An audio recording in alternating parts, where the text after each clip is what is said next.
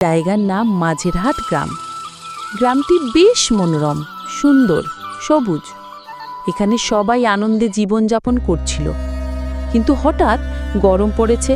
ওই কারণে তাদের জীবনযাপনে একটু কষ্ট হচ্ছে। ওই গ্রামে একজন ছিল, তার নাম রঘু। রঘু এই গরমে খুবই দুশ্চিন্তায় ছিল, তাই তিনি যা করলেন,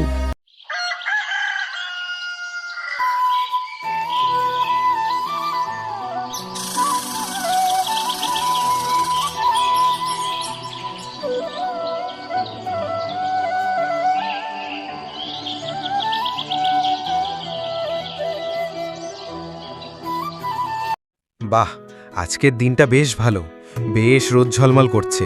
কিন্তু কয়দিন ধরে বেশ ভালোই গরম ছিল, হয়তো পরে আবার গরম পড়তে পারে। এখন তো অনেক সকাল, পরে মাঠের কাজ করব। এখন যাই ওদিকে, কাউকে দেখা যায় নাকি। রঘু হেঁটে যাচ্ছে, তখন সে দেখতে পেল দূরে তার বন্ধুরা গল্প করছে। সেই দেখে সেও ওদের দিকে যাচ্ছে।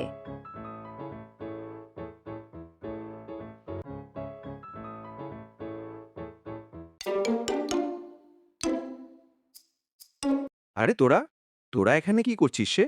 কাল সারা রাত কি গরম ছিল, কাল এক ফোঁটা ঘুমাতে পারিনি গরমের জ্বালায়।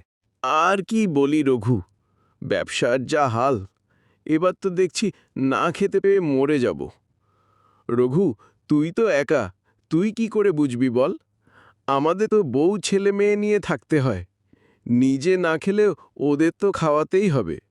ভারী মুশকিল হয়েছে, এবার কি যে করছে, ভগবানও মুখ তুলে তাকায় না একটুখানি। ঠিক বলছিস তুই শ্যাম, এবার মাটির হাল সত্যিই খুব খারাপ। ব্যবসা ঠিক মতন চলছে না, ঘরে জিনিসপত্র সব ভাঙা রয়েছে।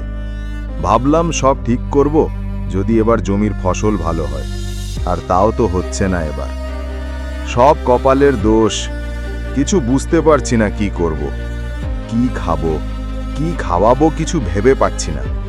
দেখি কি হয়।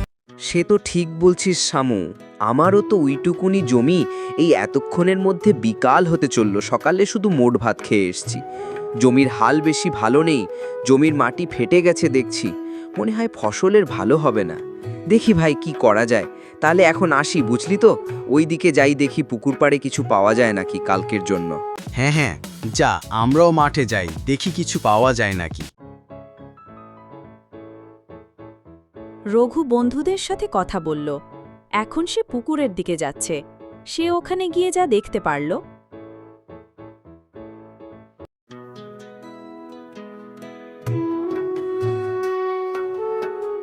আরে পুকুর তো একদমই মাছ নেই, কি নিয়ে যাব বাড়িতে? সব মাছ মারা গেছে। আর কি করি, বাড়ি যাই, কালকে সকালে উঠে দেখা যাবে।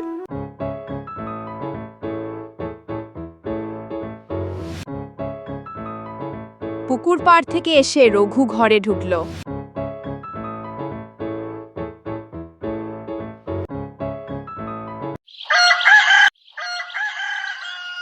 পরের দিন মাঝিরহাট গ্রামে আজকেও খুবই গরম পড়েছে। সেই নিয়ে কি ঘটে দেখা যায়।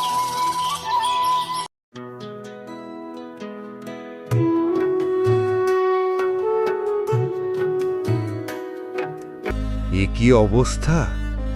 রোদের তাপে মাটি একদম ফেটে ফেটে গেছে। সূর্যের এত রোদ, মাটিতে পা দেয়া যাচ্ছে না।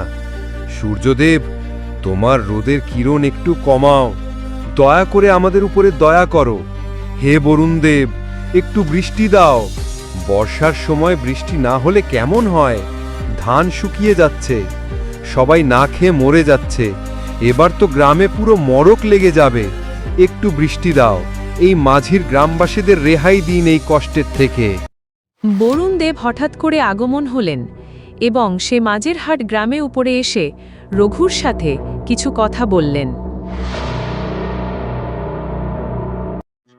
হে বৎস বৎস, এ তুমি কি করছো? ওঠো ওঠো, তোমরা এত কান্নাকাটি করো না। সবারই একটা সময় থাকে, যে সময় তাদেরকে একটু কষ্ট ভোগ করতে হয়। কথায় আছে না, কষ্ট করলে কেষ্ট মেলে। তাই আজ থেকে তোমরাই মাঝেরহাট গ্রামে আমার একটি মন্দির করে আমাকে পুজো দাও। এরপর থেকে আর তোমাদের এরকম কষ্ট সহ্য করতে হবে না। বিদায় বৎস। এবার রঘু পুরো গ্রামবাসীকে বলল এই বরুণদেবের কথাগুলো। সেই কথা শুনে গ্রামবাসীরা সবাই মিলে একটি বরুণদেবের মন্দির তৈরি করলেন। তার কিছুদিন পরে গ্রামে বৃষ্টি হয়। সেই দেখে গ্রামবাসীরা খুবই খুশি এবং তারা সবাই মিলে একসাথে আনন্দ উচ্ছ্বাস করতে মনোনীত হয়ে যায়।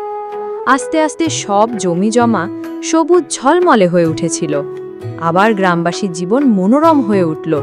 সবাই নিজের কাজে ব্যস্ত এবং সবাই নিজের জীবনে খুবই খুশির রয়েছে। এর জন্যই বলে কষ্টের ফল কখনো নষ্ট হয় না।